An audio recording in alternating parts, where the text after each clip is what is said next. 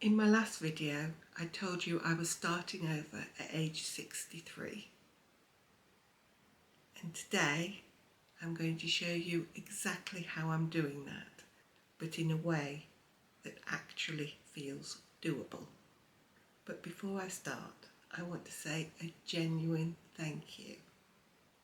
I didn't expect anyone to like, subscribe or comment to my first video. And the support you've given me, it means so much. It actually made me cry. If you left a comment, please have a look at the others too, because they're really supportive. It feels like there's something special happening already. I'd love us to support each other through the journey. So, where did I actually start?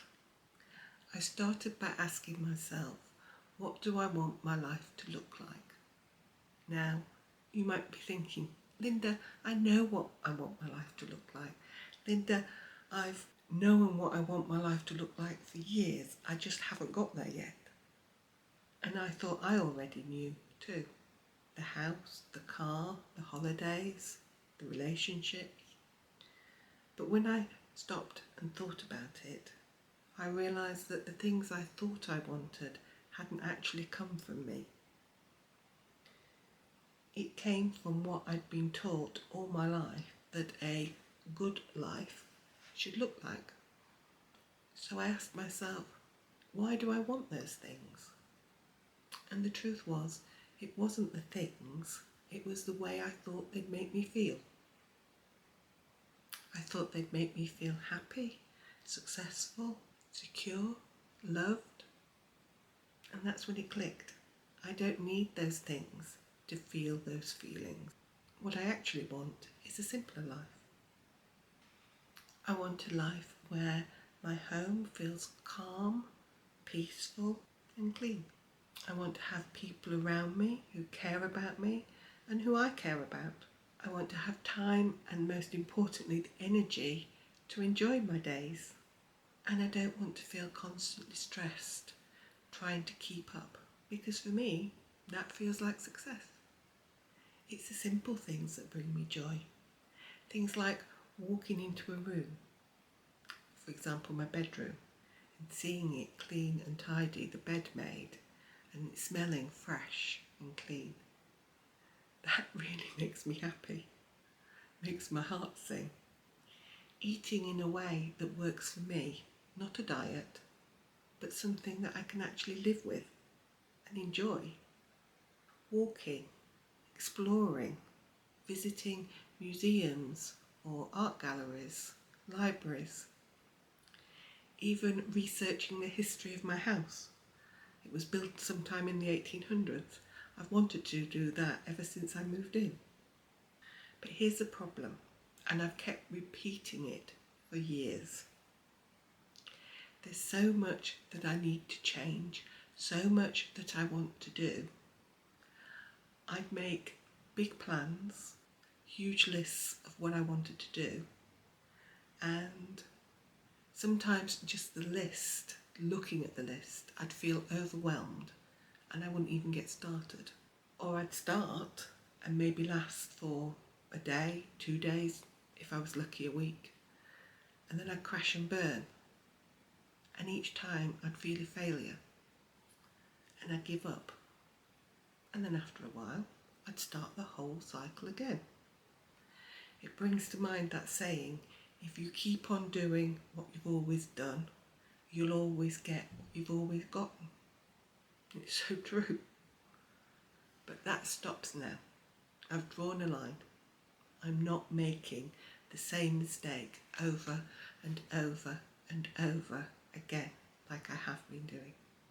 Things are changing. I'm going back to basics. I'm not trying to change everything. I'm just focusing on a few small things that I can do daily. Things that help me feel a little bit better and a little bit more in control. I'm starting small. Small is big enough for me right now. And then I'm going to build. I'm using something called habit stacking. If you haven't come across the term before, all it means is you take something you do every day and you add something to it. No pressure, no perfection, just starting. So for me, I get out of bed, that's my first habit, go downstairs and I have a glass of water. Just tap water, nothing fancy, and then later on I can improve things and maybe have filtered water. But for right now, water out the tap is absolutely fine.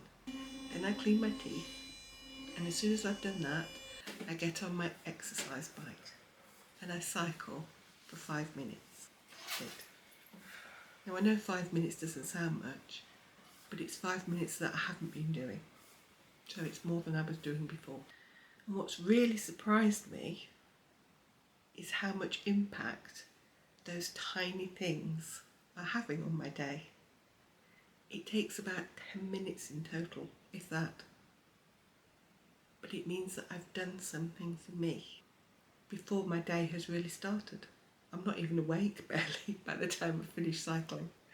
And it changes how I feel for the rest of the day.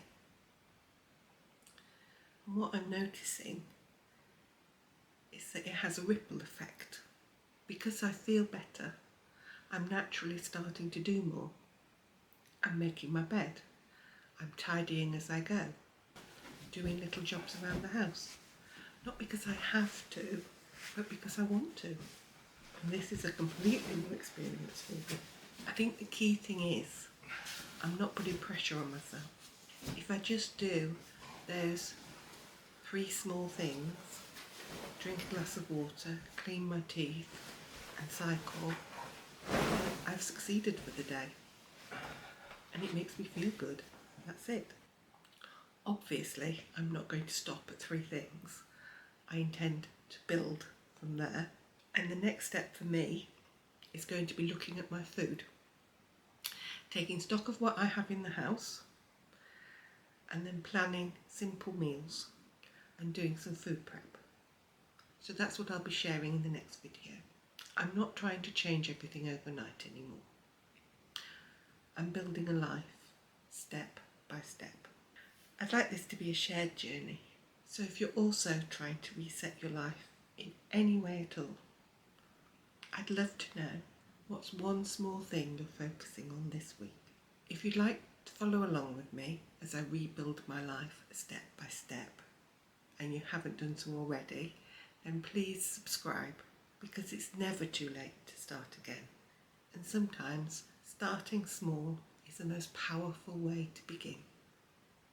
See you in the next video. Bye.